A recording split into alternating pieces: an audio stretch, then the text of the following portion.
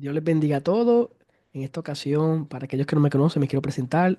Respondo el nombre de Alfredo Velázquez. Somos administradores de la página de Teología Bíblica. Usted la puede encontrar en Facebook, YouTube. También puede acceder a la página web teologiabiblica77.com. Y en esta ocasión queremos traer un tema que ha estado bastante candente en lo que son las redes sociales, en YouTube. Y quisiéramos reflexionar sobre el tema de escatología, dispensacionalismo y hablar específicamente un poco acerca del rapto de la iglesia desde una perspectiva pre-tribulacional. Así que quisiera iniciar específicamente con lo que concierne al sistema dispensacional para luego ligarlo un poco con lo que es la escatología. Es curioso que recientemente se ha estado haciendo tipos de debate. Esta dinámica que muchas veces tiende a ser un poco apologética, pues intenta de traer luz, digamos, a la iglesia, a los oyentes, y como fin debe ser la edificación. Pero en ocasiones hemos visto que se ha ido fuera de control. Y a veces se traen ciertas caricaturas de lo que el sistema, digamos, dispensacional representa o X sistema.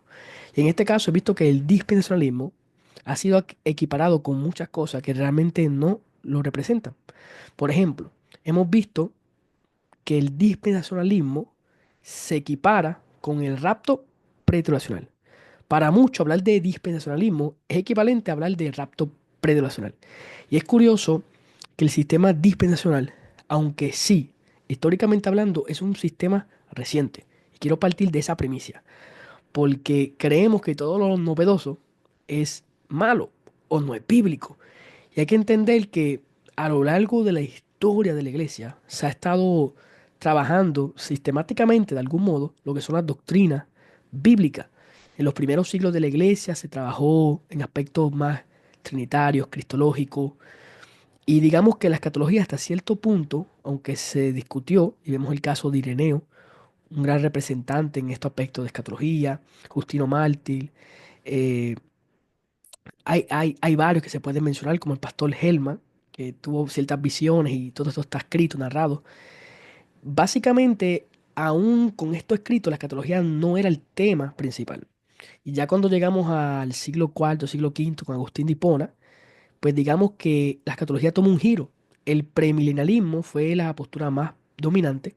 Y cuando hablo de premilenialismo, me refiero que Jesús viene para luego reinar durante un periodo de 1000 años. Pero vemos que ya para el siglo cuarto, siglo quinto, lo que comenzó a dominar fue un tipo de amilenialismo, el prefijo a, ese prefijo, denota que no hay milenio, y el postmilenialismo. Estas fueron posturas bastante predominantes. Y básicamente, había que entrar en aspecto histórico, pero ya la iglesia, estando posicionada en Roma, pues le dio más hincapié a la idea de que la iglesia era el reino y estaba reinando en Roma, digamos, y básicamente experimentando todas las promesas futurísticas. Así que hasta cierto punto estas posturas premilenial, es decir, Cristo viene para reinar 1000 años en la tierra, la postura milenial donde no hay un milenio y la postura postmilenial donde la iglesia establece el reino en la tierra, fueron las posturas predominantes. Al principio, en los primeros siglos, básicamente el premilenialismo dominó y ya desde el siglo cuarto en adelante, pues el amilenialismo y ciertos matices de postmilenialismo fueron lo que más dominó. Así que por casi más de 1000 años, pues el tema de escatología no fue quizás el tema más famoso. Y podemos ya remontarnos a la reforma y ver que aspectos de sotrología fueron temas redundantes, fueron temas que se hicieron mucho hincapié. Y ahí entramos en aspectos de la salvación por fe, la salvación por gracia a través de la fe en Jesucristo, y todos estos temas que trajeron cierto despertar. Ya para el siglo, avanzando un poco por la reforma, para el siglo XVIII específicamente, comienza a haber un auge de la escatología. Y este tema de escatología está ligado a lo que es una teología bíblica desde la perspectiva actual. Porque la teología bíblica hoy se entiende un poco diferente como se entendía antes. Esta idea de trazar toda la historia de Dios, de entender la Biblia como una narrativa bíblica que contiene una meta historia, pues fue un tema que comenzó a expresarse, explicarse de manera organizada después de la reforma. Ahí es donde suelen toda esta temática de las dispensaciones. Y hay muchos escritos donde varios personajes en la historia argumentaron cómo iba a terminar la trama de la Biblia a través de dispensaciones. Y de ahí es que va a surgir más tarde lo que es el dispensacionalismo. Porque de hecho el término dispensacionalismo tiene que ver con dispensaciones. Y hay que aclarar que el término dispensación es un término bíblico. Aparece en pasajes como en epístolas como Efesios, Colosenses, y posiblemente la traducción que se suele dar es administración, bueno, en el griego es oikonomía, y de ahí surge la palabra dispensación. Y podemos ver en Efesios específicamente que se habla de dispensación. Y creo que de forma clara, mínimo, hay dos o tres dispensaciones. La pasada, presente o futura, mínimo. Pero estos personajes de la historia, antes de Darby, comenzaron a ver dispensaciones. Y usted puede ver buscando datos en la historia de personas que presentaron dispensaciones diferentes a las que Darby presentó. Y yo puedo, de hecho, voy a compartir porque me gustaría intentar de sustentar esto. Vamos a ver, aquí tengo, estaba ahorita verificando un poco, repasando el tema. Vamos a ver si consigo por aquí. Ok, vamos a ver si por aquí estaba viendo. Este es el libro de Dispensacionalismo de Charles Riley. Esta es la última revisión, porque este libro originalmente salió en español a mediados del 50 para el 60, pero no fue revisado ni actualizado. Y actualmente estoy utilizando esta última versión. Estoy por aquí buscando rápidamente. Vamos por aquí. Mm, ok, creo que debe estar aquí básicamente. Ok, voy a buscar aquí en el contenido para que no se me pierda. Ok, el origen, vamos a buscar por aquí. Aquí básicamente en este libro pues se trae un poco de lo que es el trasfondo del dispensacionalismo, el aspecto de la escatología. Y aquí hay unos casos, mira, aquí podemos ver algunos personajes antes de Darby como Isaac Watts que comenzaron a hablar de dispensaciones. Y aquí está la cita. Este hombre Isaac Watts, que fue un personaje clave en el dispensacionalismo, él hablaba de las dispensaciones de Dios. Y específicamente aquí están, él menciona seis dispensaciones. Tiene que ver con la inocencia, tiene que ver con la caída del hombre, que más tarde se iba a llamar la, la de la conciencia, la de Noé, la de Abraham, la de Moisés y la dispensación cristiana. A lo largo de los años fueron surgiendo diferentes hombres que comenzaron a ver diferentes dispensaciones. Por ejemplo, la de Darby es diferente a la de Scofield. Él habla de una dispensación del paraíso, de Noé, de Abraham, de Israel, y la de Israel le añade, digamos, tres subpuntos. Israel, la ley, el sacerdocio y el reino. Y en la quinta dispensación, los gentiles, la del espíritu, la sexta, y la séptima, la del milenio, que básicamente es como si fuese la última. Para los dispensacionalistas, para la mayoría tradicionalmente, el milenio era casi equivalente al estado eterno. Así que antes de Darby, por ejemplo, vimos el caso de Isaac Watts, que fue uno de los que presentó dispensaciones.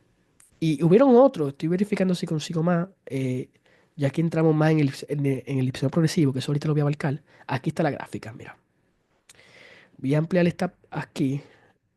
Vamos a ver si puedo ampliarlo. Mira, ok. Esto está en inglés, estoy intentando traducir.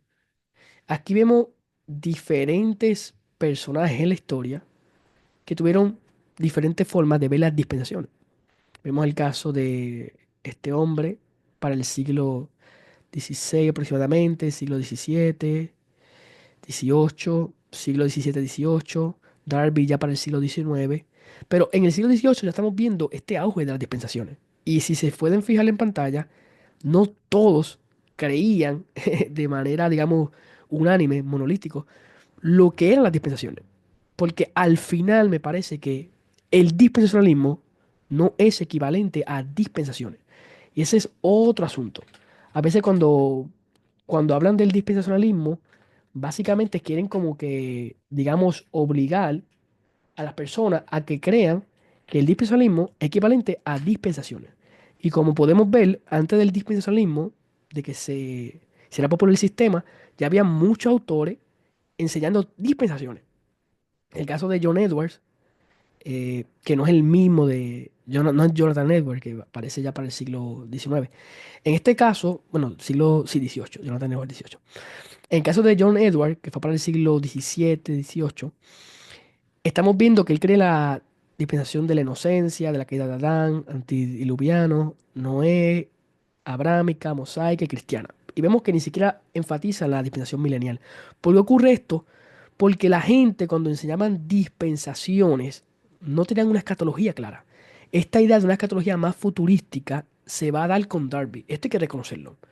Por eso podemos rastrear autores que enseñaron ciertos matices del dispensacionalismo entre Darby, pero aún así la escatología no estaba así tematizada. De hecho, el término escatología se da para el siglo XVII. Ahí es cuando comienza a haber un auge de lo que es la escatología bíblica.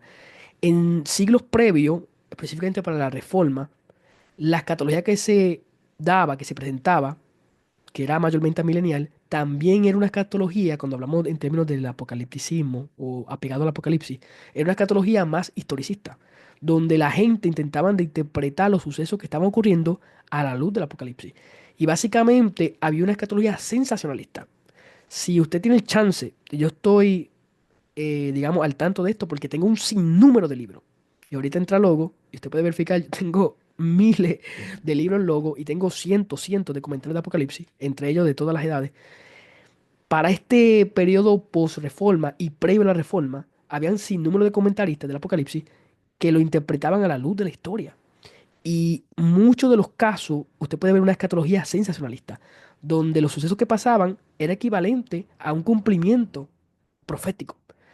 Era una escatología sensacionalista, similar a lo que estamos viendo en este tiempo.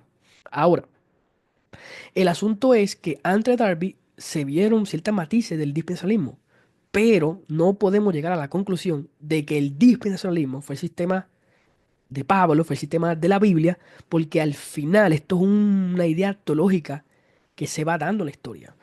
La teología, al ser dinámica y va avanzando la historia, pues obviamente la gente, los santos, la iglesia de Dios va aportando nuevas ideas.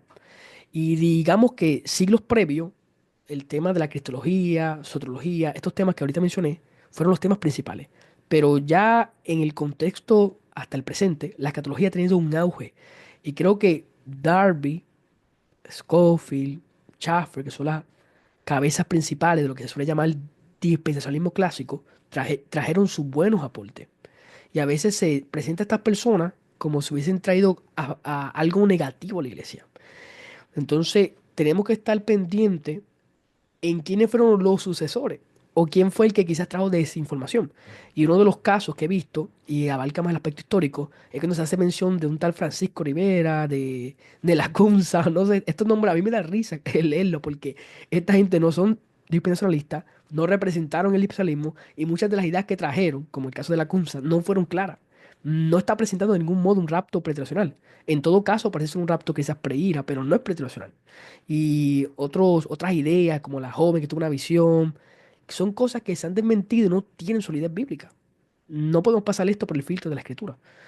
Así que los argumentos históricos para atacar un sistema nunca han sido los más apropiados.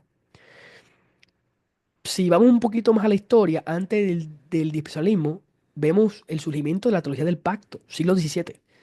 Y la teología del pacto, al igual que el dispensacionalismo, se funda en la escritura, pero presenta pactos que ni siquiera están explícitos, como el pacto de las obras de redención, pacto de gracia, que no están explícitamente mencionados en la Biblia. Y a través del pacto se fundan estos tres pactos para explicar la obra trinitaria de Dios. Pues de igual modo el dispensacionalismo busca dispensaciones que no están explícitas en la Biblia para explicar la narrativa de Dios. Por lo tanto, es importante entender que el dispensacionalismo no se centra solamente en aspectos escatológicos. Darby, cuando trabaja en la escatología, primero trabaja en aspectos de la Biblia. Y si usted ve un poco la historia de Darby, Darby trabajó técnicamente lo que fue una teología sistemática. Aunque nunca logró escribir una teología sistemática per se, sí trabajó estos temas. Y temas que quizás no esté de acuerdo con él fue la eclesiología, era muy marcada, pero aún así él aportó en temas de salvación, en temas de neumatología, en temas de eclesiología y en temas de escatología principalmente. Hay un libro reciente escrito por un erudito que no es dispensacional, que él habla acerca del pensamiento de Darby. Y recientemente, gracias a Dios, se han escrito buenos libros acerca de la biografía y de los aportes de Darby. De hecho, tradujo una Biblia, trabajó una transliteración de la escritura. Adicional, tiene un comentario completo de la Biblia. Fue una persona que se dedicó a estudiar la escritura. Al final, en su vida hubieron años que fueron un poco oscuros en cuanto a la manera de proceder, el aspecto eclesiástico, pero más allá de lo que fue su vida, quizás sus últimos años, tuvo aportes importantes al estudio de la Biblia. La escatología, esta perspectiva pretrinacional, no fue lo que Darby desarrolló del todo. Y a veces es curioso ver, escuchar personas que le atribuyen todo a Darby o a Scofield. Yo recientemente leí un libro de Scofield. No estoy hablando de la Biblia de estudio o de las notas. Estoy hablando de un libro de Scofield, de sus libros principales, lo estaba leyendo. Son libros que son bastante cortos. Scofield no escribió libros grandes, 100 páginas si acaso. Y Scofield no hablaba de un rapto peticional, ni siquiera Darby. Recientemente, en un artículo, Michael Spiegel escribe, eso fue hace unos años, pero este artículo se amplió y se lanzó en un libro que es acerca del rapto de la iglesia. Y Michael Spiegel, que es un doctor en el Seminario Teológico de Dallas, se dedica especialmente a lo que es la patrística, teología sistemática, con un buen énfasis en la escatología. Michael Spiegel, él presenta en ese libro un artículo que es acerca del, del rapto pretracional, pero de la perspectiva de Darby, utilizando Apocalipsis 12, que es un argumento que hoy día no se utiliza. Y al parecer, Darby vio el rapto en Apocalipsis 12. Este levantamiento del hijo de Apocalipsis 12, del hijo de la mujer, al trono, para Darby era el rapto.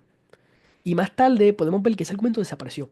¿Qué les digo con esto? Que la idea de un rapto predacional en Darby nunca fue clara. Con Scofield tampoco.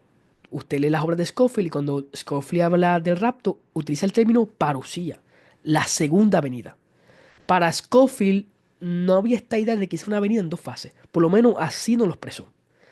Ya cuando entramos a Schaffer, que fue el fundador y presidente del Seminario Teológico de Dallas, conocido mayormente como DTS o Dallas Theological Seminary, ya con Schaffer, que fue un teólogo un teólogo que se enfocó en la teología sistemática, sistematizador, con Schaffer es que vemos estas ideas de una venida quizás en fase o dividida.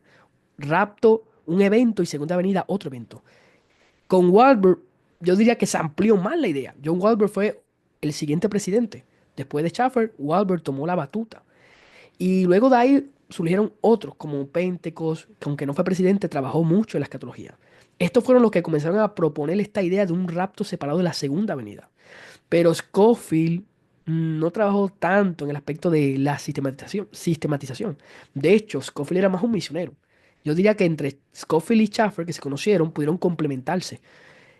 Scofield se dedicó más a la evangelización y a traer ciertas enseñanzas en lo que fueron unas conferencias allá en Niágara.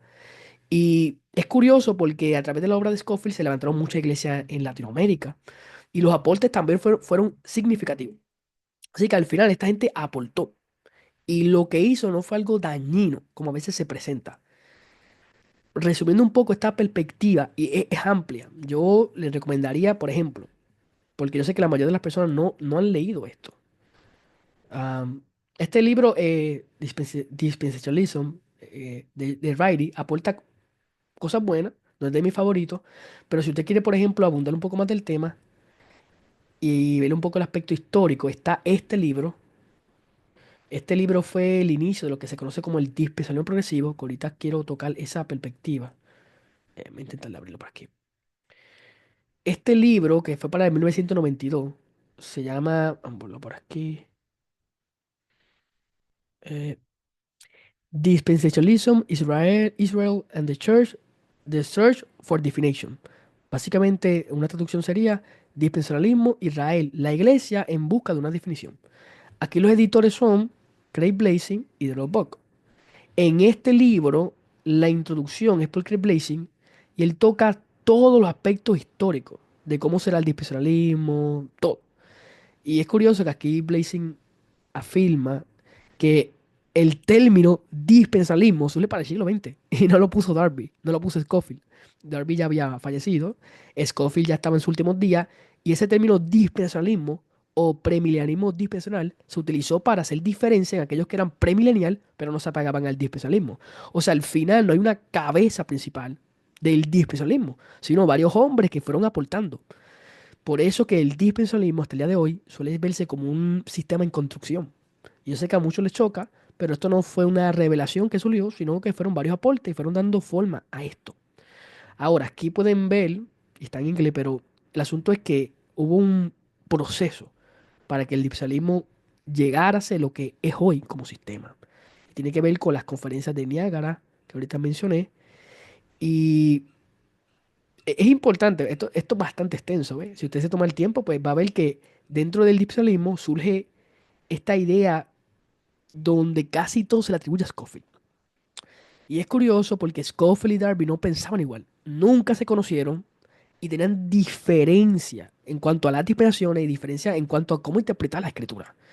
Scofield era diferente en todo el sentido, pero sí tenían similitudes. Ambos veían una restauración para Israel, ambos se apegaban a una venida inminente, que fue lo que más tarde se va a llamar rapto prestacional. Y es curioso que el énfasis de ellos era presentar la escritura como la máxima autoridad de fe. En eso estaban muy de acuerdo. Pero el punto es, y quiero dejar claro, que ocurrió una evolución. En el dispensacionalismo hubo una, en el clásico hubieron divisiones, Darby, Scofield, y esto fue dando forma a lo que sería más tarde el dispensacionalismo revisado. Y estos términos, y de hecho, aquí voy a abrir otro libro, lo que se suele hacer, el término que se suele hacer para hablar de las variaciones del sistema, se da con, específicamente con Blazing, Craig Blazing. Y aquí estoy pasando a otro segundo libro, que es Progressive Dispensationalism, de Craig Blazing y de Buck. Este fue el libro que se dio en respuesta a este libro de ensayo. Y quiero dejar esto en pausa porque ahorita voy a tocar un poco del dispensacionalismo progresivo. Pero el punto es que en este libro, si usted los quiere, y usted quiere conocer la historia y conocer de lleno el dispensacionalismo, hágalo, pero busque la fuente correcta. En esta primera parte de este libro se habla del dispensacionalismo y aquí se habla de las variantes del sistema. Y dije variantes entre comillas porque el dispensacionalismo, aunque sí se dan variantes como todo sistema teológico, es un sistema en desarrollo. Aún el progresivo y revisado reflejan el desarrollo que ha tenido el sistema a lo largo de los años.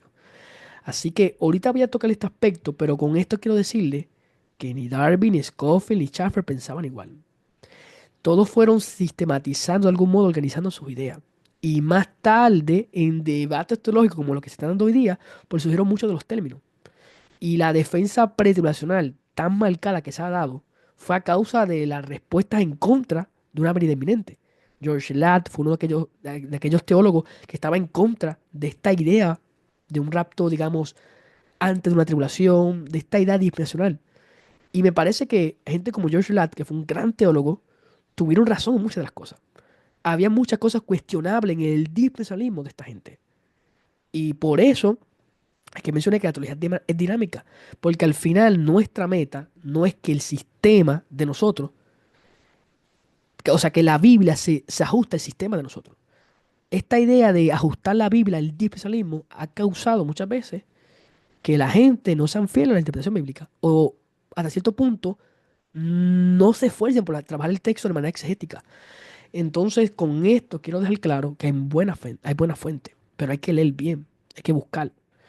Y se ha escrito mucho acerca del tema. Ahora, para intentar seguir ampliando, ¿verdad?, esta perspectiva histórica, cuando entramos al siglo XX, que es la parte cumbre de esta temática, en el siglo XX va a ocurrir lo siguiente. Nace DTS, Seminario Teológico de Dallas. El dispensacionalismo comienza a tener un auge en el aspecto académico. Ya la teoría del pacto ya era bastante importante, surgió siglos antes, pero con esto les digo que era reciente, porque si atribuimos que el sistema dispensacional es reciente por nacer en el siglo XIX específicamente, como se suele ver, pues la teoría del pacto se lo para el siglo XVII, 2 siglos antes. Al final, el dispensacionalismo como sistema va cogiendo forma y va llegando a los aulas y a la academia. He oído decir que Dallas o DTS fue el único seminario dispensacional que había, y no es así. Algunos mencionan injustamente solo el seminario Master, que es donde John MacArthur estuvo presidiendo un tiempo. Realmente hubieron un sinnúmero de seminarios dispensacionalistas, un sinnúmero. Entre ellos el seminario Grace, es uno que ya cambió su nombre, pero hubieron varios. De hecho, Biola, que es Tablot, Tablot creo que se pronuncia, Biola en California, fue un seminario con un trasfondo dispensacional. Y de hecho, hoy día muchos de los profesores se apegan al dispensacionalismo mayormente progresivo, porque Saucy, Robert Saucy, que fue un dispensacionalista, dio clase allí. Moody, el seminario de Moody, fue un seminario, es un seminario dispensacional. Y hubieron varios seminarios dispensacionalistas que estuvieron, que aportaron a lo que es la academia, un sinnúmero. Ahora mismo puedo buscarlos porque tengo varios. Y el asunto es que a lo largo de Estados Unidos, pues el sistema dispensacional comenzó a tener cierto auge. De hecho, Trinity University, eh, Denver, el seminario de Denver, que es muy bueno, donde Craig Blomberg da clase, muchos de ellos tuvieron un trasfondo dispensacional. Y de hecho, donde yo estudié mi diplomado en estudios bíblicos y teológicos, el Seminario Teológico Centroamericano, CETECA, es un seminario con un trasfondo dispensacional. De hecho, para usted graduarse en la doctrina de ellos, en lo que es la doctrina principal, que uno tiene que firmar, que está de acuerdo, ellos son preteraccionistas. Esas doctrinas de ellos son similares a las de DTS. Y cuando vemos el trasfondo de CETECA, este seminario prestigioso en Latinoamérica, viene de un trasfondo dispensacional. Muchos de los rectores fueron dispensacionalistas abiertamente, entre ellos Elvis Caraballosa, La Cueva, Francisco La Cueva, muchos. Recientemente, hace unos años, Oscar Campo, él fue rector y él se graduó en DTS, ha aportado para el tema del dispensacionalismo y él fue rector, profesor allí, creo que es profesor actualmente. David Suazo, también profesor en CETECA, graduado de DTS. Un sinnúmero de profesores que están en CETECA vienen de DTS y son de especialistas. Y de hecho, el doctorado en ministerio se puede tomar en CETECA y está en una cierta alianza que hay entre DTS y CETECA. Lo que le digo con esto, que hay seminarios muy buenos que son de especialistas o tienen un trasfondo dispensacional. Para el 90 aniversario de CETECA, Craig Blazing, especialista, estuvo allí dando unas ponencias. Hace unos meses estuvo John Walton, uno de los eruditos más importantes en el Antiguo Testamento. O sea, estos seminarios con trasfondo institucional han aportado al mundo entero. Son seminarios que están actualizados académicamente y tienen esta idea, o sea, no ven mal que conservar quizás ese trasfondo dispensacional. Porque hemos visto que algunas personas creen que ser dispensacional es equivalente a no ser académico o estar desconectado de la academia. Y eso no es así. Ser dispensacional es simplemente leer la Biblia desde una perspectiva, porque al final, y quizás me estoy adelantando algunas conclusiones, el dispensacionalismo, más que siete dispensaciones, más que rapto pretensional, es una forma de interpretar teológicamente la escritura. O sea, el dispensacionalismo no es ni siquiera un sistema hermenéutico, es más un sistema teológico que tiene como fin interpretar bien la escritura. De algún modo la hermenéutica está ligada, pero se entiende mejor de una perspectiva teológica, porque el dispensacionalismo hace teología, interpreta la escritura. Ahora, en el dispensacionalismo, y esto se da a mediados de los avances, se trabajó lo que fue un sine qua non. Y eso es básicamente una regla, como si fuese una regla de oro, algo inquebrantable. Y esto viene no con la gente del antaño, no con Darby, no con Scofield. Para el año 60, a mediados del siglo 50, Charles Riley, que también estuvo ligado al seminario teológico de Dallas, pero dio clase en otros seminarios como Liberty, que también es un seminario contra fondo dispensacional hasta cierto punto, podemos ver que Riley revisa el dispensacionalismo. Ahora, la revisión de Charles Riley fue importante porque ahí nace este sine qua non que básicamente resume el dispensacionalismo en tres puntos. El punto más conocido es la distinción de la iglesia e Israel. El segundo punto es el uso de una hermenéutica literal. Ahora, en este punto, básicamente se puede deducir que los dispensacionalistas hacen uso del método gramatical histórico, que es una forma contraria quizá a una hermenéutica alegórica o cristológica, donde a veces se tiende a cristianizar toda la escritura o se hace un uso excesivo de la tipología o de la alegoría. Ahora, esta idea del método gramatical histórico fue algo que se trabajó desde la Reforma, pero en el dispensacionalismo se hace un uso consistente de esa forma gramatical.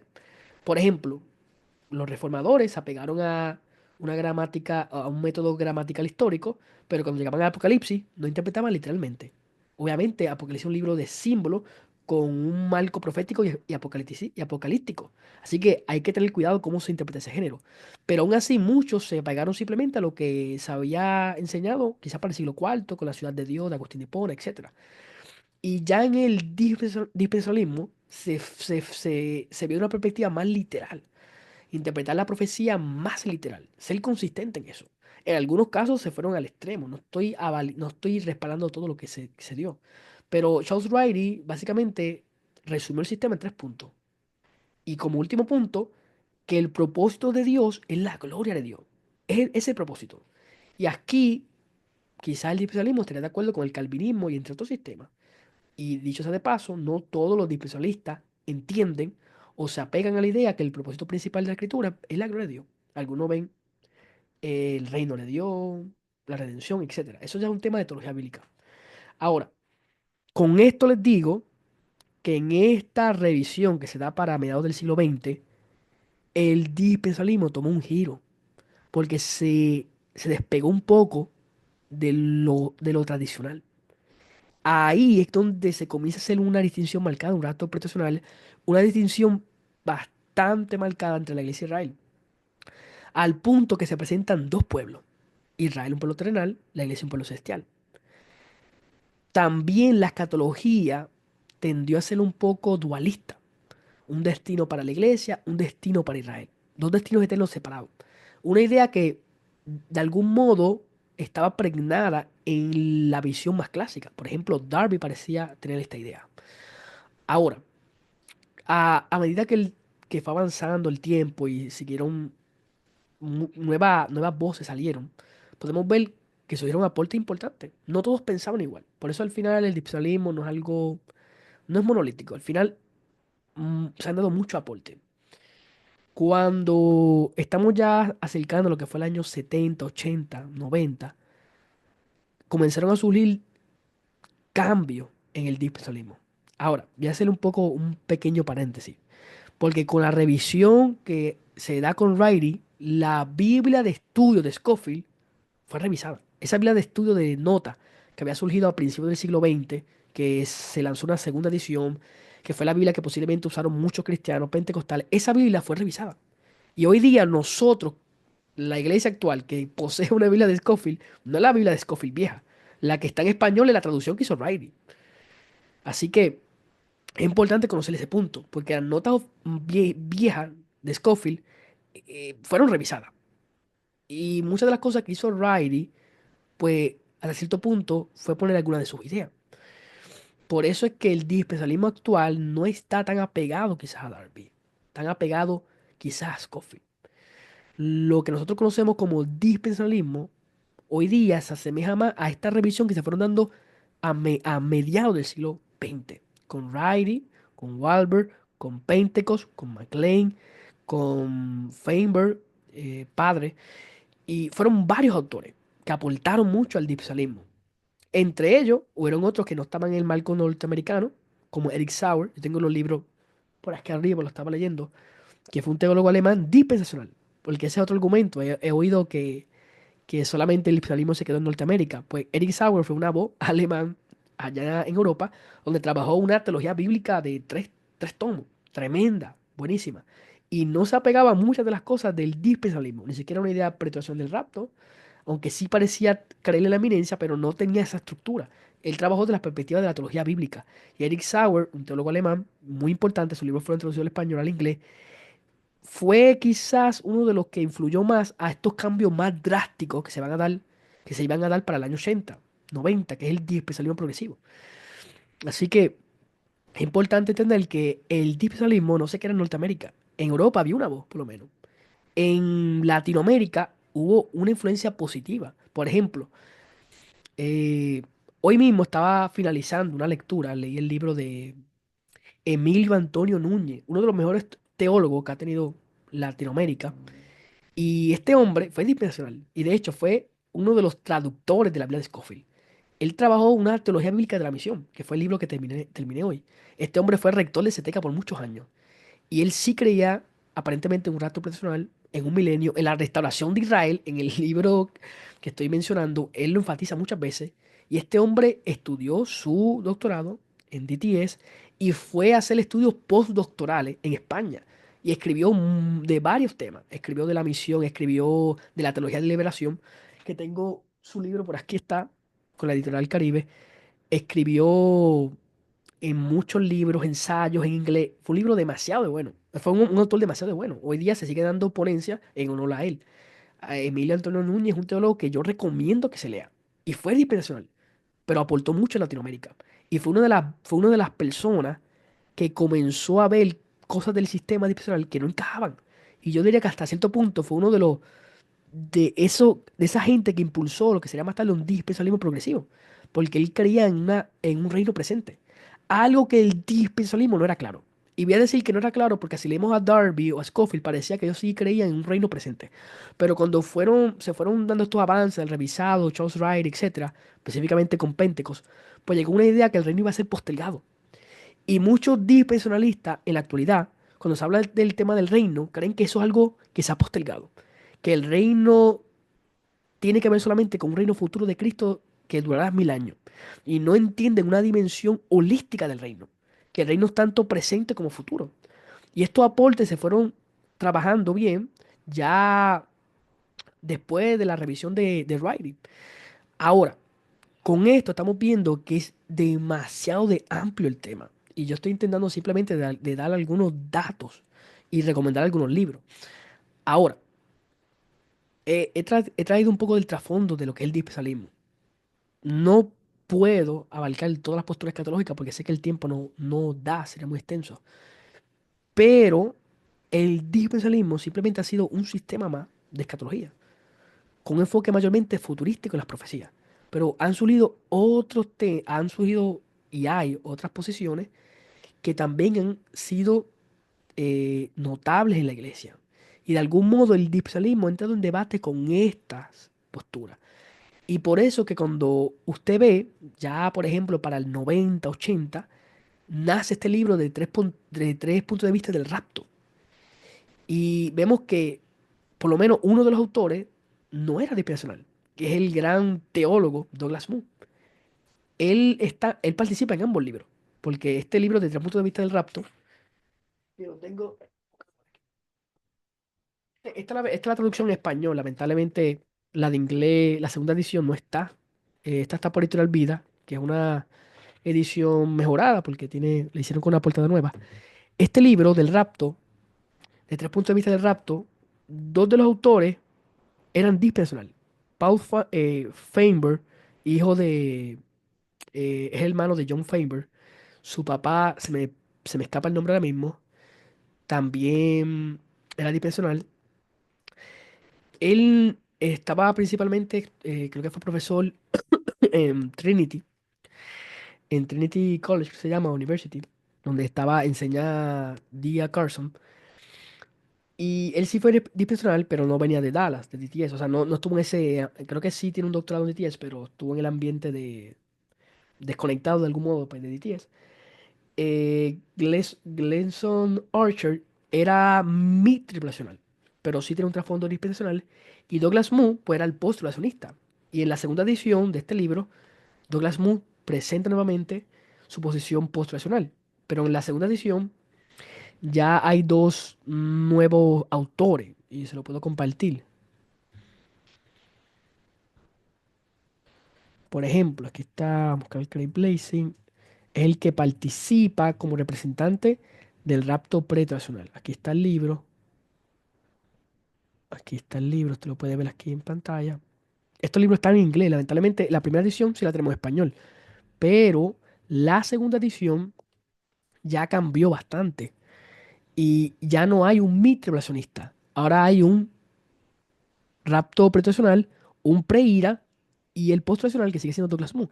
Pero el pretronacional es Caleb Blazing, que es dispensacionalista progresivo, y el rapto mid-tribulacional fue eliminado porque técnicamente no había representante, no ven quizás los mejores argumentos y pusieron a un pre-ira que se asemeja bastante a la visión pre-tribulacionista. Ahora, este libro, el que usted ve en pantalla aquí, que esta es la segunda edición de este libro, el pretracionista tiene una mejor defensa que este autor, que Paul Feinberg, y podemos ver cómo la idea de un rapto pretracional se fue afinando, se fue mejorando. Y es bueno saber que Craig Blazing, pues, es un representante del dispensario progresivo, de las cabezas principales. Así que yo recomendaría, de hecho, a los que le gusta quizás de prestigiar el tema del rapto, que lean estos libros. Léanlo porque a veces la gente cree que académicamente no hay forma de presentar un rapto. Y se nos olvida que lo más alto de la academia, como Douglas Moo, realmente Douglas Moo es un postulacionista que cualquier persona le gustaría leer. No importa la posición que tengamos, Douglas Moo es de lo mejor que hay. Si vamos al comentario de Romano, que está, la primera edición está en CLIE, la segunda edición la sacó la editorial Tesoro de Logos, quizás el mejor comentario de Romano lo tiene Douglas Moo. Douglas Moo ha escrito recientemente que escribió un comentario exegético de Hebreos por Sonderberg. Ha escrito demasiado. Douglas Moo es muy versátil y es reformado. Y él presenta su posición post-tradicional. Y una de las cosas que dice Douglas Moo es que se ve de algún modo persuadido por estas posiciones nuevas. El pretribulacionismo, de la perspectiva más progresiva, y la postura preira. O sea, Douglas Moo reconoce los aportes de esta gente, específicamente del pretribulacionismo. Y como a veces en nuestro marco quizás más laico, menospreciamos todo aquel que es pretribulacional. Cuando la gremia de la academia reconocen los aportes. Ahora, yo entiendo que la mayoría de las personas cuando hablan del rapto lo hacen de la serie Left Behind y no leen a veces, yo puse ahora mismo Rapture, no leen lo mejor que hay.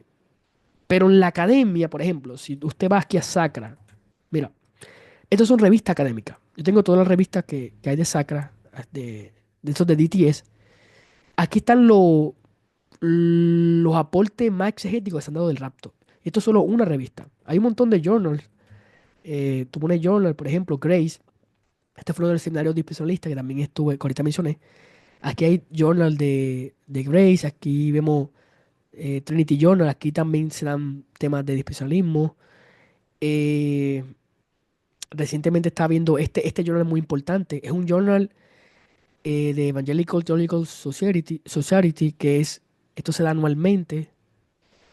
Y hay journal de dispensacionalismo como tal, lo voy a fijar por aquí. Estos son Journal of Dispensational Theology. Se dedican, los que escriben aquí son mayormente autores dispensacionalistas. Así que si uno quiere conocer las mejores defensas del rapto, hay que ir a los journals, hay que leer en inglés. Porque el asunto es que no vamos a conseguir buenas defensas en un libro de Left Behind. En un libro que quizás el autor no ha estudiado un posgrado, no tiene no ha tenido una buena mentoría, no ha tenido las mejores fuentes. Y yo siempre invito a las personas que si van a hacer crítica, la hagan con fuente. En mi caso, yo soy estudiante del seminario, yo estudio en un seminario que es dispensacionalista y estoy en mi último año de licenciatura y una de las clases más importantes, que es la de las clases tronco, o sea, de las clases que tienes que cogerla sí o sí, de la más importante, es la clase de investigación, redacción, investigación. En esa clase te enseñan a hacer una monografía y te exigen hacer una monografía de 15 a 20 páginas, con 10 a 20 citas. Y aquí usted tiene que aprender a investigar, a trabajar bien, a reflexionar en un tema. Es que es el objetivo.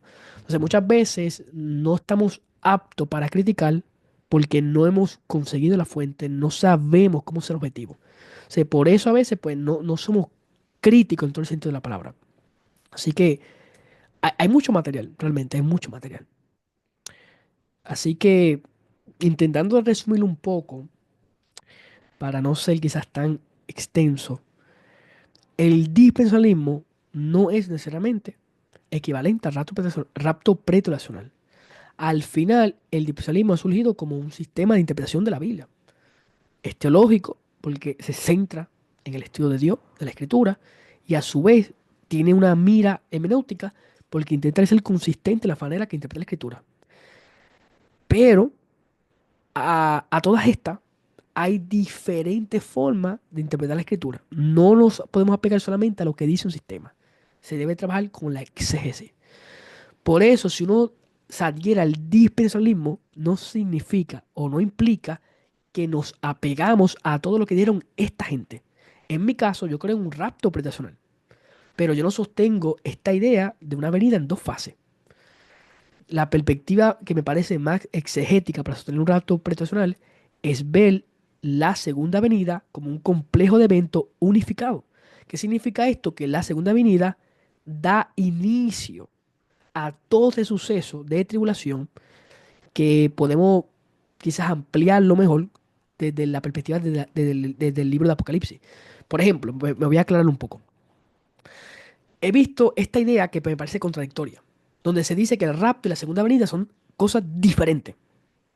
Cuando yo voy al texto, y voy a ir porque es que estoy en logo y salgo, quito la cámara y entro, porque quiero, quiero ser claro, ¿verdad? En mis puntos. Voy a entrar al texto, vamos a ir a la Biblia, que es lo más importante. En Tesalonicense, muchas veces cuando se habla del rapto, se utiliza más que dos versículos. Y yo voy a leer el versículo 16, y estoy utilizando la Nueva Biblia de las Américas. Dice, pues el Señor mismo descenderá del cielo con voz de mando, con voz de arcángel, con trompeta de Dios, y los muertos se levantarán primero. Entonces nosotros, los que estemos vivos y que permanezcamos, seremos arrebatados, juntamente con ellos en las nubes, al encuentro del Señor en el aire, y así siempre estaremos con el Señor, siempre. Casi siempre dicen, el rapto se encuentra aquí. Pero si hacemos uso del contexto inmediato, tenemos que llegar obviamente hasta el 13 por lo menos, que aquí entramos un tema nuevo. Pero la idea que Pablo le está dando a los de Tesalonicenses no es que les quiera alertar que hay un rapto, es que hay una resurrección. Cuando vemos el tema del rapto como escapismo, lamentablemente nuestra escatología comienza a nublarse. Y creo que esto ha sido una realidad que se ha dado en nuestro contexto. Pero desde la forma que yo lo interpreto, el rapto es un evento que se da en la segunda venida. Específicamente, el verso 15 menciona claramente que el rapto se da en la venida del Señor. Y aquí está en el griego parusía, la venida. Hay diferentes términos para venida en el griego. Epifanía, parusía, apocalipsis, pero específicamente la que se utiliza aquí es parusía. Y es un énfasis que quiero hacer, porque muchas veces cuando se habla del arrebatamiento se desconecta de la venida. Y lo que Pablo está diciendo es que la venida del Señor se da con un arrebatamiento. Esa palabra griega, arpazo, esa palabra griega denota una acción a la fuerza. Por eso es que más tarde se va a traducir como rapto. Y voy a intentarle, vamos a ver si tengo por aquí la Vulgata Latina, porque tampoco creo que la palabra rapto es una palabra eh, incorrecta, ¿ves? Como a veces también se presenta. Que tengo aquí la Vulgata Latina aquí al lado. Y vamos a abrir las que Winterlinear. O puedo abrir aquí una Biblia griega. Vamos a verificarlas aquí. Eh, ok,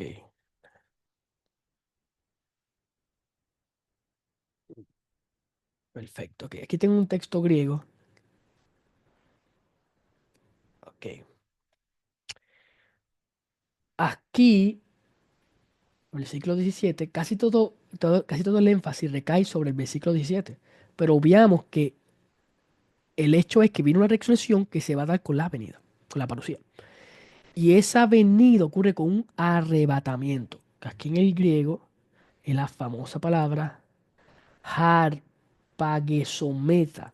El lema es harpazo, pero en el texto literal se lee así, harpagesometa. Ahora, en el latín, en la Vulgata latina, se lee rapimur. Esta palabra, que la voy a subrayar aquí, en el castellano, cuando se da la transliteración, se traduce como rapto. O sea, en el latín, rapiumur es la palabra griega agarpesometa, que usted está viendo aquí en pantalla. Y en el castellano se da, se traduce como rapto. Ahora, cuando la Real Academia quiso poner un significado estricto a rapto como secuestro, pues no podemos decir que el rapto es equivalente a lo que dice la Real Academia, porque ya la palabra, quizá en su etimología, denotaba una acción a la fuerza, no necesariamente un secuestro. Porque al paso, por ejemplo, podemos ir a un diccionario. Vamos a buscar por aquí. Espera, vamos a buscar esta palabra. Ok, esto es un diccionario, estoy usando el léxico Lexham del Nuevo Testamento griego. Y harpazo es arrebatar. eh, Aquí se puede usar como saquear. Claro, el contexto puede utilizar, se puede utilizar ese, depende del contexto, saquear puede ser una palabra eh, que puede ser, que encaja. Pero en este caso, podemos ver arrebatar, implicaría más, y estoy buscando por aquí, algo a la fuerza, sin conocimiento de propietario. Aquí sí que es con el término robar, ¿no? Pero ese no es el caso aquí. Esta es la palabra, se ha arrebatado. En el texto, en este texto 17, harpazo, que es el lema, denota mayormente esta acción. Saquear es una probabilidad, pero en el texto saquear no es la forma correcta de traducirlo. Más bien agarrar precipitadamente o avidamente, a menudo con el fin de arrebatar. Esta idea de agarrar precipitadamente es la que puede encajar más con el texto. ¿Ves? Por ejemplo, en Hechos capítulo 8, 38, 39, disculpen, vemos que el Espíritu del Señor arrebató a Felipe. Fue algo que Felipe no estaba esperando. Pues de esa misma forma se utiliza la palabra agarpesometa en el texto. Es algo que se da precipitadamente. No tiene la idea de robar. Por eso no creo que el rapto sea equivalente a un secuestro, como a veces se presenta. Aún así, entrando adelantando lo que es el texto, la metáfora, o algunos lo ven como un símil, del ladrón en la noche, esta idea de la venida como ladrón recae mayormente sobre los incrédulos. Para los incrédulos que están en tinieblas, la venida será como un ladrón. Pero para la iglesia que está en luz, y estoy entrando en el texto aquí, para la iglesia que está en luz, la venida no será como ladrón. ¿Ve? Porque estamos esperando al Señor. Y aquí podemos ver, si leemos el texto, podemos entender esto. Por ejemplo, dice, ahora bien, hermano, estoy en el capítulo 5, con respecto a los tiempos y a las épocas, no tienen necesidad de que yo los escriba nada, pues ustedes mismos saben perfectamente que el día del Señor vendrá, así como un ladrón en la noche. Algo interesante que Pablo aparentemente está conectando la parucía con el día del Señor. Hay una conexión en esto. Dice que vendrá así como un ladrón en la noche, que cuando estén diciendo paz y seguridad, entonces la destrucción vendrá sobre ellos. Aquí vemos que cambia el pronombre. Ya no, ya no le está hablando a ustedes, a la iglesia, sino sobre ellos, que son la gente que no tiene el Señor. Como dolores de parto, una mujer que está encinta y no escaparán. Pero vemos de nuevo el cambio del pronombre, en segunda persona. Pero ustedes, hermanos, no están en tiniebla para que aquel día los sorprenda como ladrón. Al final la iglesia, como está en luz, y usted puede seguir leyendo el texto, el día del Señor no le sorprende como un ladrón en la noche. Porque la iglesia entiende que la parucía, la venida, es una esperanza bienaventurada, como se presenta en Tito 2:13. Por lo tanto, si hay una conexión entre el rapto y el día del Señor, pero podemos deducir por el texto que su venida, aunque es repentina, no le toma a la iglesia como si fuese un rapto. En el sentido de secuestro, como se presenta el término hoy día. Así que al final, el arrebatamiento es un momento donde nos encontramos con el Señor. Por eso aquí dice el texto que nos juntaremos con ellos, con los que resucitaron, los muertos en Cristo. En las nubes funcionan como un vehículo donde nos movemos con el Señor al encuentro de quien del Señor en el aire. Eso implica que no es en la tierra. Y así estaremos con el Señor siempre. Por lo tanto, confórtense unos a otros con estas palabras. El arrebatamiento, la venida del Señor, es un evento de esperanza. Esto causa ánimo. Podemos animarnos con esta palabra. No es un evento de miedo, no es un evento de escapismo. En ocasiones, el dispensacionalismo, desde la perspectiva sensacionalista, ha presentado un evento de escapismo. Pero el escapismo puede estar implícito, pero no es el tema, no es el clímax del texto. Por eso podemos ver que Pablo, aquí en el capítulo 5 cambia un poco levemente el tema. Habló del encuentro con el Señor en el aire, que es el énfasis. Y de hecho, es más importante encontrarnos con el Señor en el aire que los que van a resucitar. Porque la temática es que los tesalonicenses estaban tristes, murieron nuestros hermanos, queremos reunirnos con ellos. Pero Pablo dice, mira, nos vamos a reunir con ellos, pero vamos a reunirnos con el Señor, que es más importante. La resurrección se va a dar con un arrebatamiento. Pablo lo amplía en Corintios, dice que una transformación de nuestros cuerpos, seremos transformados, estaremos con el Señor. Y esto es causa de que nos confortemos, que nos animemos. Ahora, si usted fila el texto, en ninguna parte dice qué va a pasar con la iglesia, con los que fueron arrebatados, con los salvados. Podemos deducir que los que son arrebatados descienden a la tierra, pero no lo que no lo que dice el texto. Y de hecho, este texto envuelve un lenguaje apocalíptico. Y aquí vemos también una teofanía. La trompeta de Dios, eh, la nube, todo esto es similar a lo que ocurre en el Éxodo 20. Hay una teofanía aquí, hay un lenguaje apocalíptico. De algún modo no es claro lo que va a pasar con los que fueron arrebatados. Y si usted tiene duda, usted simplemente puede trabajar exegéticamente el texto y darse cuenta que el descenso no está contemplado del todo. Y la propia palabra parusía es una venida que puede ser extendida. Por eso ahorita afirmé que me apego mayormente a una avenida que envuelve ciertos eventos. Y el término correcto para eso es un complejo de eventos. La segunda avenida como un complejo de eventos unificado. Es una avenida extendida. No es una avenida en dos fases. Ahora, y ahorita argumentaré un poco más acerca de eso. El punto es el siguiente. El texto no dice qué va a pasar con los que están arrebatados. Y mucha gente dice, no, la iglesia es arrebatada, pero para descender con el Señor y ahí llega el juicio. Por lo menos desde esta perspectiva no está así. Y de hecho, Pablo cambia el tema. Que en este capítulo 5 hay un cambio de tema. Leve, pero lo hay, como se da aquí. Si usted lee el texto completo, Pablo está hablando aquí de la santidad, luego habla del amor y de momento habla de la resurrección. Y las palabras en griego se entiende un poquito más fácil porque hay un peride. Aquí usted puede ver en el griego, dice perideton, cronos, kaiton, kairon. Ese peride se da aquí, mira, lo pueden ver aquí, yo lo marqué, peride, tes, y ahí está hablando, aquí te viene el tema del amor. Filadelfia, el amor fraternal. Aquí Pablo comienza a hablar del amor fraternal, ¿ve? Y aquí vemos otro peri, pero aquí no está el de, sino peritón. El de creo que está por aquí, pero el punto es que aquí entramos a otro tema, la resurrección. O sea, cuando vemos esta preposición, es como que hay un ligero cambio de tema. Y personas expertos en el texto, como Gordon Fee, que tiene un comentario tesalonicense, reconocen eso. Y de hecho, estaba leyendo este comentario que salió recientemente. Se lo tengo por aquí. Esto es escrito por un autor de allá de, de Europa, he traducido al inglés. Él explica esto. Y entonces lo consigo por aquí. Quiero ser fiel a esto. De hecho, en este comentario, el autor muchas veces habla del rapto. Aquí usted lo puede buscar, por ejemplo, en búsqueda. Usted busca rapto, mira, rapture en inglés. Pero escribí mal. Rapture, y usted va a ver todas las veces que el autor habla del rapto.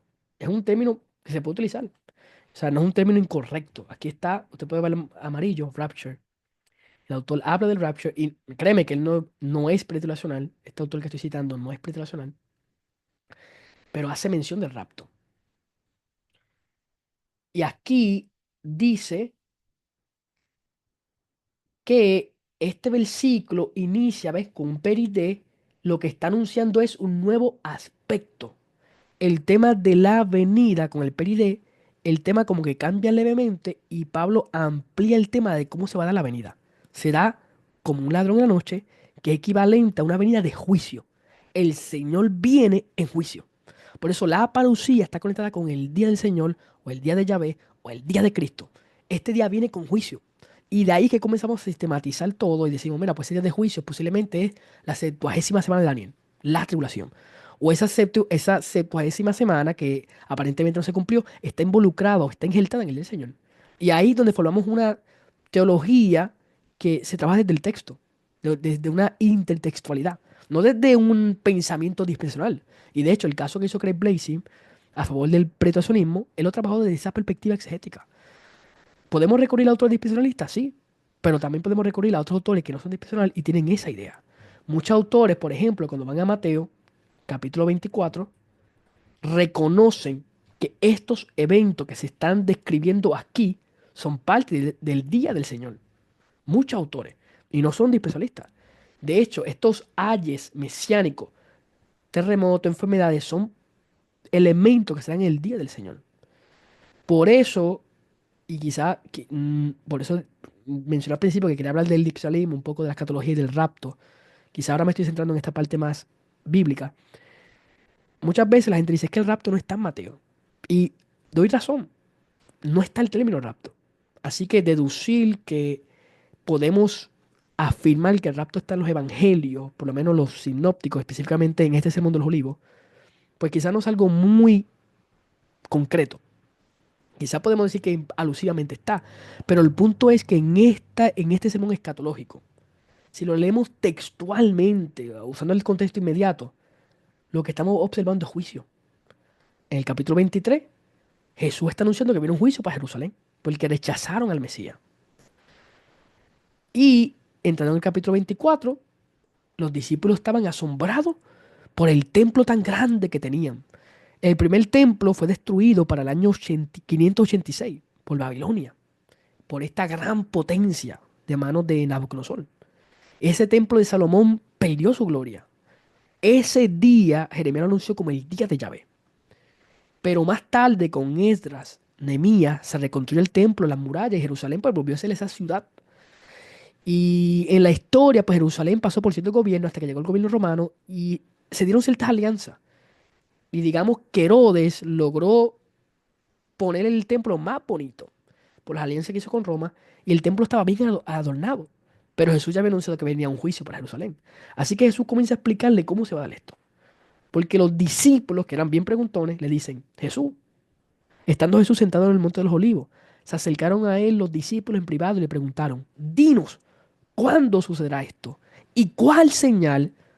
¿Y cuál será la señal? Y nótese que señal está en singular. No está en plural, sino en singular. ¿Y cuál será la señal de tu venida? Es primera pregunta es esta. ¿Cuándo sucederá esto? Esto viene siendo la destrucción del templo. Lo que dijo Jesús. En verdad les digo que no quedará aquí piedra sobre piedra que no sea derribada. Los discípulos le preguntan, ¿cuándo sucederá esto? Y luego, la segunda pregunta, ¿y cuál será la señal, en singular, Simeón, de tu venida? Aquí la palabra venida es parucía. Y de la consumación de este siglo. Como hay una conjunción aquí, pues aparentemente es una sola pregunta. Algunas veces se dividen en tres preguntas. Pero lo más lógico, y así se ve por lo menos en Mateo 13, en la parábola, la venida traía la consumación del siglo. Así que Jesús les comienza a desglosar las preguntas. Y básicamente ellos querían saber cuándo iba a suceder esto. Pero Jesús no le dice cuándo, sino que le dice cómo va a suceder. Y comienza a hablarle de señales. Esa destrucción va a venir con señales. Es curioso porque aunque no soy preterista, reconozco que hay que entender las profecías en su contexto. Y muchas veces las profecías tienen un cumplimiento tipológico. Desde este sermón, posiblemente fue escrito para el año 30 y algo, hasta el 70, en ese lapso de 40 años, que es una generación, se puede ver el cumplimiento de estos principios de dolores. Josefo, el historiador, testifica eso. Y es el historiador más fiable que ha tenido la iglesia en esos años, que tuvo la iglesia en esos años. Básicamente la iglesia experimentó esto. Hubo un falso Cristo, o experimentó un preámbulo, una prefiguración de lo que iba a ser el día del Señor. Hasta cierto punto la iglesia vio una abominación. Desde la perspectiva lucana, Lucas 21, se entiende que la destrucción del templo ya estaba profetizada y contemplada como una prefiguración del día del Señor. En Lucas 21 se ve explícitamente la destrucción del templo. Y esa destrucción funcionó como una abominación, porque trajo una desolación, trajo el cese del sacrificio. Sin embargo, no vino el fin, no llegó la parucía, pero sucedieron estas cosas. Sin embargo, no se dio la señal de tu venida. Jesús desglosando todo esto, aún así no le había contestado cuándo iba a ser, sino cómo. Los discípulos querían saber cuándo iba a suceder todo esto y cuál iba a ser la señal. Jesús no le dice cuándo va a ser, cómo, pero sí le contesta cómo va a ser. Ahora, ya en el versículo 27, le dice que la venida va a ser como un relámpago, será visible, notoria. Así será la venida. Nuevamente se utiliza el término parusía, que es curioso, solamente se utiliza en este capítulo 4 veces. En el Sermón de los Olivos se utiliza 4 veces. Pero en los evangelios, fuera de Mateo, no se utiliza parusía. Aquí el Señor le dice que la parusía va a ser un evento visible. Porque acuérdense que hay falsos Cristos, falso profeta. La gente iba a buscar al Cristo. Y los discípulos quieren saber cuándo el Cristo se iba a revelar. Esa era la idea. Por eso están preguntando cuál es la señal de tu venida. No estaban pensando en una segunda venida. Jesús estaba con ellos. Los judíos tenían en mente una sola venida. Y los discípulos, como buenos judíos, estaban esperando que Jesús manifestara la señal, una señal mesiánica, algo que se asociara con la venida del Hijo del Hombre, como estaba en Daniel. Ellos querían saber cuándo Jesús iba a revelar como ese Mesías que iba a restaurar el reino. Esa es la señal que ellos querían. Pero Jesús les dice que eso viene con principios de dolores, con un panorama adverso, donde mucha gente se van a levantar como anticristos. Ahora, cuando llegue el momento de la venida, será visible, porque irá acompañado de señales. Al final, las señales no están dando una pauta de cuando viene el Señor, sino que las señales acompañan la venida. Por eso es que muchas veces, y esto quizás ha sido un mal del cristianismo en ocasiones, se ha puesto las señales como la antesala de la venida. O muchas veces se ven las señales para entender cuándo viene el Señor. Pero no es el caso que se da en el texto. Jesús nos dio señales para saber cuándo Él viene. Y eso lo podemos ver si seguimos leyendo el texto. Al final vemos que Jesús le contesta la pregunta acerca de la señal. Dice, entonces aparecerá la señal en el cielo. Aparecerá en el cielo la señal del Hijo del Hombre. Jesús mismo parece ser la señal. Y todas las tribus de la tierra harán duelo y verán al Hijo del Hombre que viene. Ahí se utiliza el griego ekromai, no parusía, pero está conectada con esa idea. Él viene en las nubes, manifestándose en gloria y enviará a sus ángeles con una gran trompeta y reunirá a sus escogidos de los 4 vientos, desde un extremo del cielo hasta los otros. Esta idea parece que es una alusión al texto de Deuteronomios 30. Aquí algunos han visto un rapto, pero por lo menos no aparece el término rapto. Posiblemente esta reunión es la manifestación gloriosa de Jesús reuniendo a los escogidos. Puede ser el pueblo de Israel o puede ser todos aquellos salvos de la tribulación. El asunto es que Jesús no le ha dicho cuándo va a ser esto. Porque, y aquí quiero saltar al verso 36, porque de aquel día y de la hora nadie sabe, ni siquiera los ángeles del cielo, ni el Hijo, sino solo el Padre. Los discípulos quieren saber cuándo, pero Jesús les dice que de aquel día nadie va a saber. Y miren qué interesante que Jesús dio parábola, dio la palabra de la higuera, explicó la importancia de conocer el tiempo y cuando estas señales se den en conjunto, pues el tiempo está cerca. Cuando todo esto esté sucediendo, pues podemos decir que la parucía, ese descenso se va a dar. Pero cuándo va a iniciar el ser del Señor que ese día manifieste las señales, no se sabe. Por eso, de aquel día y de la hora, nadie sabe. Y ahí le contesta que, aquí le contesta la pregunta. ¿Cuándo sucederá? Verso 36. Nadie sabe. Usted va a Hechos capítulo, a Hechos, vamos a abrir por aquí, a Hechos 1, usted puede ver una pregunta similar. Jesús iba a ascender al cielo, ya llevaba 40 días con ellos, predicando acerca del reino de Dios. Estaba a punto de ascender al cielo. Y los discípulos tenían la misma interrogativa. Señor, ¿restaurarás en este tiempo el reino de Israel? En la parucía vino una restauración. Y los discípulos sabían que si él restauraba el reino, él se iba a manifestar como Mesías. Pero Jesús le dice, no les corresponde a ustedes saber los tiempos ni las épocas que el Padre ha fiado con su propia autoridad. Miren qué interesante, porque aquí tiempos y épocas es cronos y kairos. Esas dos palabritas griegas que se utilizan aquí. Ahorita mencioné, esto es el texto griego, dice perideton, cronos, kaiton, kairon. Adelphois, ahí está hablando del mismo texto, hermano. No, no. No tengo que decirle acerca de los tiempos y de las sazones. Crono y Cairo. Si usted va aquí al texto, Jesús le dice lo mismo. Y puedo, por ejemplo, buscar una interlineal. Vamos aquí a verificar. ¿Cómo sigue el nombre por aquí? Ok, mira. Usando una interlineal, pero vamos a observar que son las mismas palabras. Tiempos, cronos, épocas, Cairo. El día de la venida del Señor, el día de la restauración que están asociadas, no es para nosotros saber ese momento.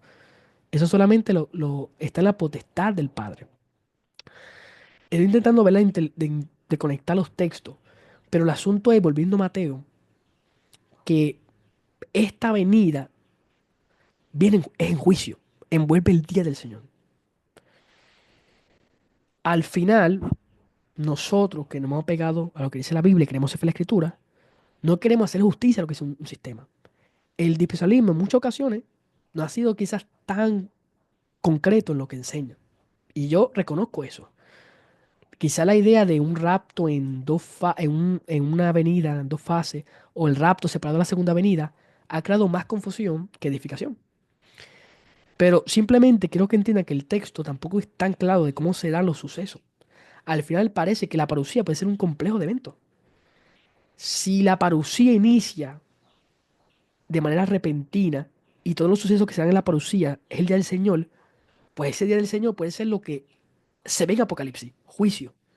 ¿Qué hace el Señor entonces? Arrebata a los vivos, a los salvados, los arrebata en las nubes y la iglesia está con el Señor en las nubes. Pero el Señor no se desconecta de la tierra. Como es el día de Cristo, el Señor está actuando en juicio. Es como si fuese una teofanía. Por eso los elementos de teofanía están en el texto en Tesalonicenses. El Señor está actuando en la tierra enviando juicio. Está con los discípulos, con la iglesia, con sus santos, pero está velado, está en las nubes. Ahora, Él está actuando en la tierra. No visiblemente, pero la gente, por ejemplo, en el sexto sello, cuando caen los juicios, la gente impía que dice, escondémonos, escóndanse de la ira del Cordero. Esa gente sabe que es Jesús el que está juzgando, que es Jesús el que está enviando juicio. Por lo tanto, el Señor está actuando desde el cielo hacia la tierra. Por eso los arrebatados que están con el Señor no necesariamente están celebrando una boda, en una cena, están con el Señor, guardados. Y a veces se hace burla de esto. Porque al final el texto no dice que estaremos celebrando boda. En Tesalonicenses dice que estaremos siempre con el Señor. Si el Señor está enviando juicio en el cielo, pero nosotros estamos allí. Y es posible que eso es lo que ocurra. Como la producía es un evento extendido, complejo, es un evento que crea cierto movimiento. Y de hecho, si estamos en las nubes, nos estamos moviendo, porque la nube es un vehículo técnicamente. O sea, ahí está la iglesia con el Señor, esperando que el Señor envíe su juicio para regresar. Ahora, esta idea que le estoy presentando, una venida de un complejo de eventos unificado, ha estado quizás en muchos dispensacionalistas. No es algo exclusivo del dispensacionalismo progresivo. Recientemente Jason Whitlock es un teólogo que tiene quizás la mejor tesis del tema. Son 300 páginas. Yo estoy leyéndola, su tesis, ya estoy por la mitad. Él estuvo hace poco en el canal de Jairo, eh, un canal muy bueno de YouTube, que se llama Cápsula Teológica o Cápsula de Teología, no me recuerdo bien el nombre, pero se entrevistó a Jason Whitlock y su tesis se presentó en esa entrevista.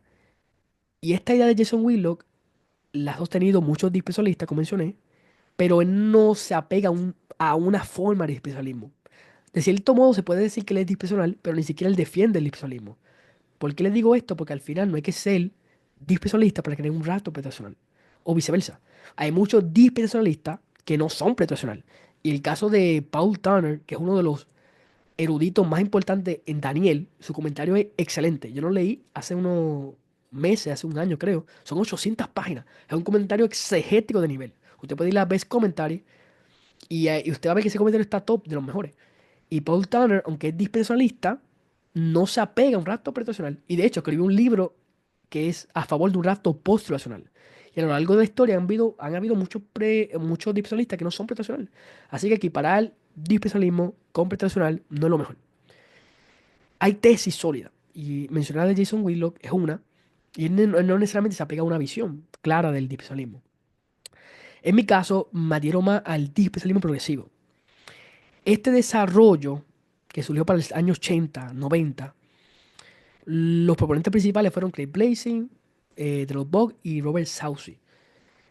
Craig Blazing y de los Bog escribieron el libro principal. Soucy escribió otro libro aparte que es bueno, pero difiere un poco de la visión de Craig Blazing y Bog.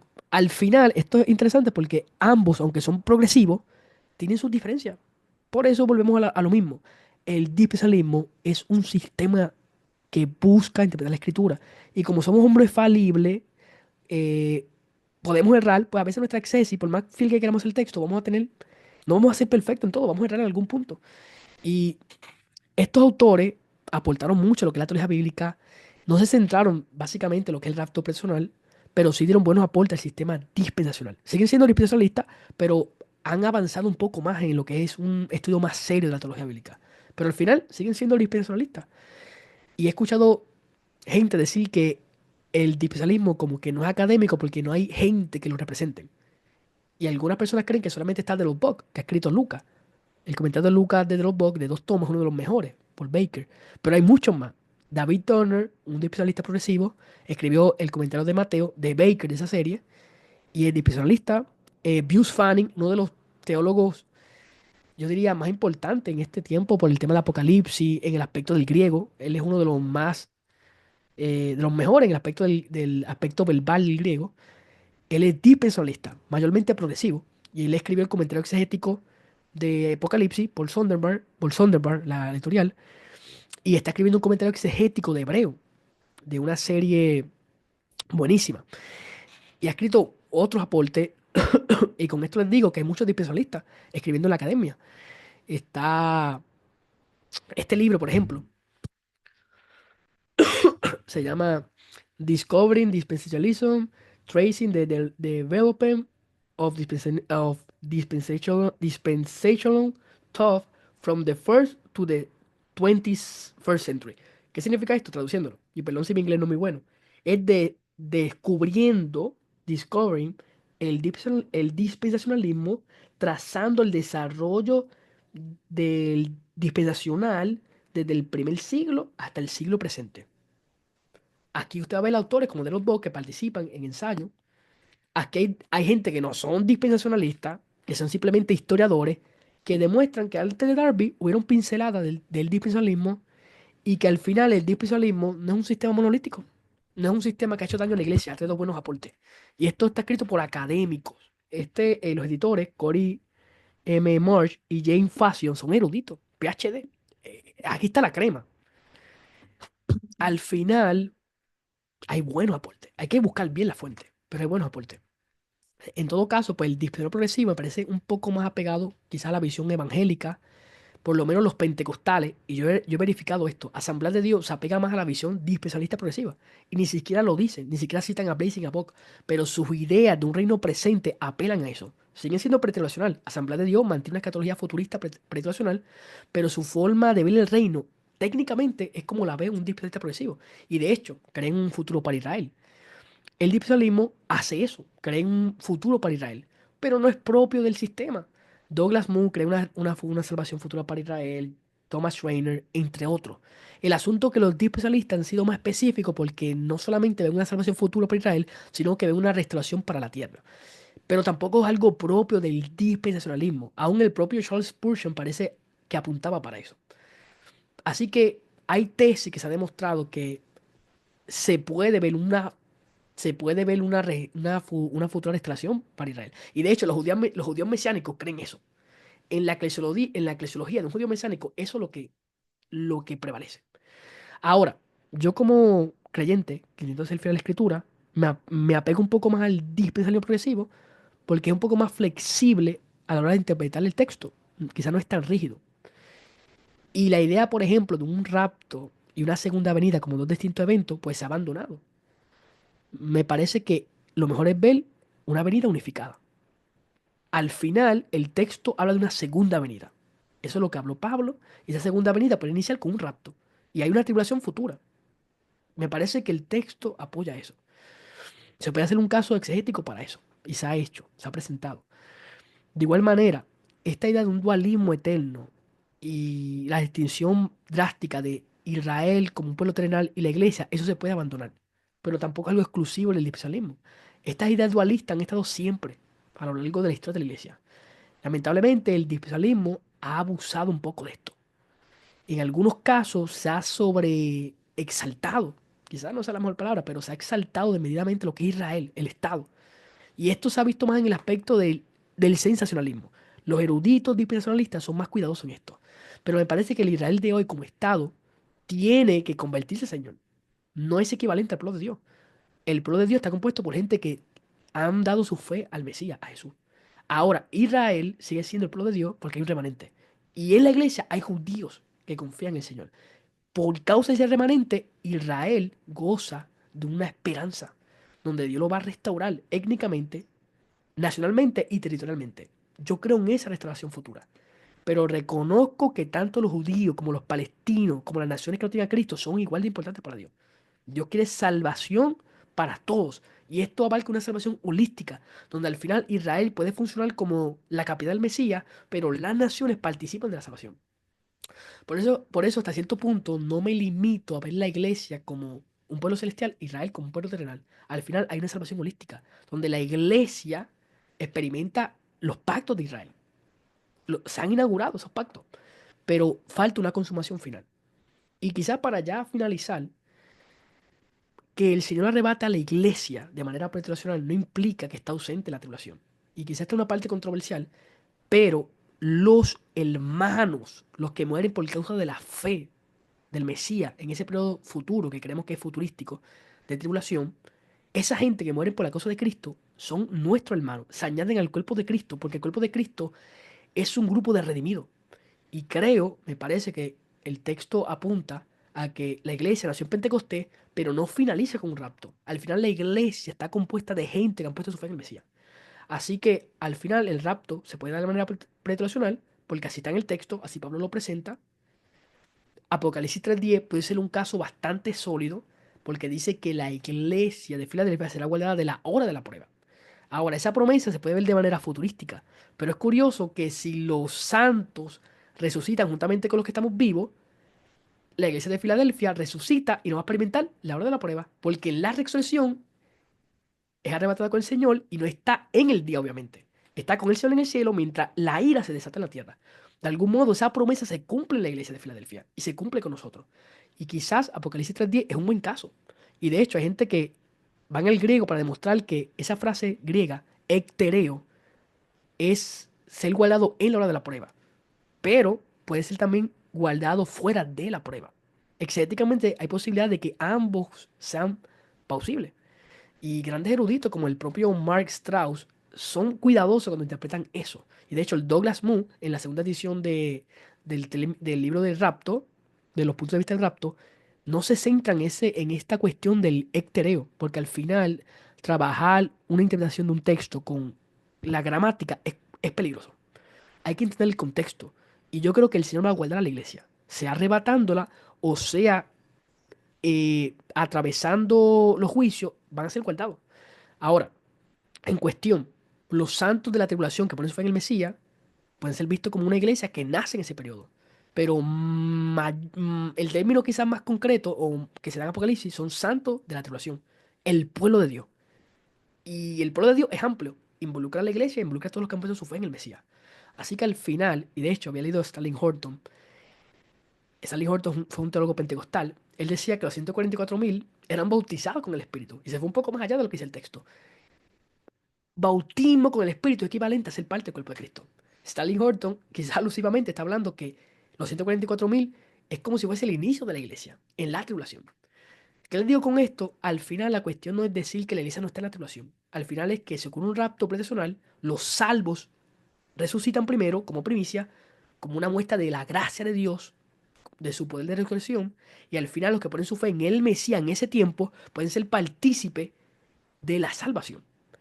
Esa gente que resucitan primero, la iglesia, los que están vivos, resucitan, están con el Señor en las nubes, en los aires, mientras en la tierra se da juicio, pero a la misma vez que se da el juicio, se salvan gente, se van añadiendo al cuerpo de Cristo. Y esa gente que se añade al cuerpo de Cristo, al final es el pueblo de Dios, tanto israelitas como judíos.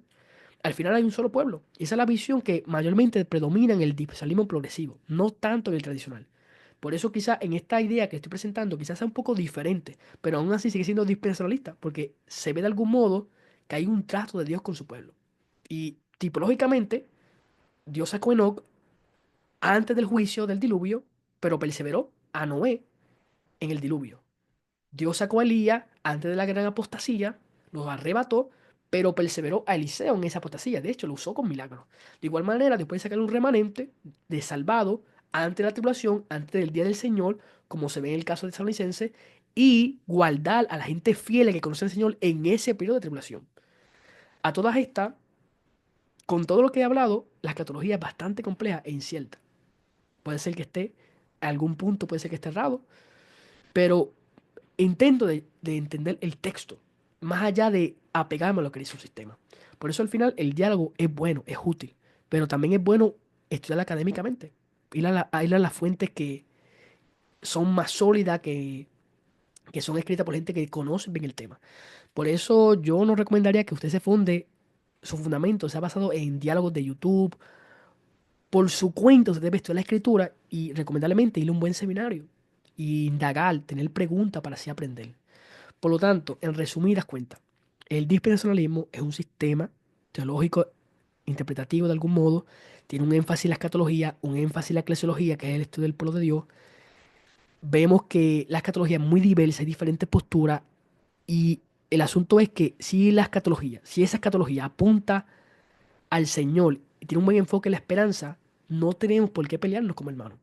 Al final, la escatología tiene que apuntar al advenimiento del Señor. Y creo que todos estamos de acuerdo que el Señor viene.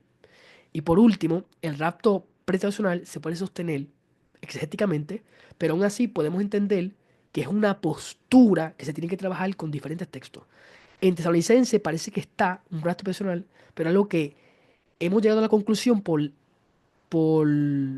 la unión de diferentes textos, utilizando el día del Señor, utilizando el pasaje del Sermón de los Olivos, etcétera. Al final hay que trabajar con diferentes textos y eso es parte del trabajo exegético, la intertextualidad. Hay temas complejos como la Trinidad que por más simple que lo queramos hacer, son difíciles. Y quizás la venida del Señor es un evento complejo, es un evento o sea, un evento con, es un complejo de eventos unificados. No es algo fácil de deducir. Puede ser que ese mundo de los olivos, aunque no está el rapto, pero sí está el día del Señor. Y si ese día será sorpresivo, como dice Pablo en Tesalonicense, pues entonces es posible que la iglesia esté ausente en el día. Es una conclusión que se puede sostener de manera exegética, pero aún así, pues, hay diferentes posturas, hay que reconocer eso.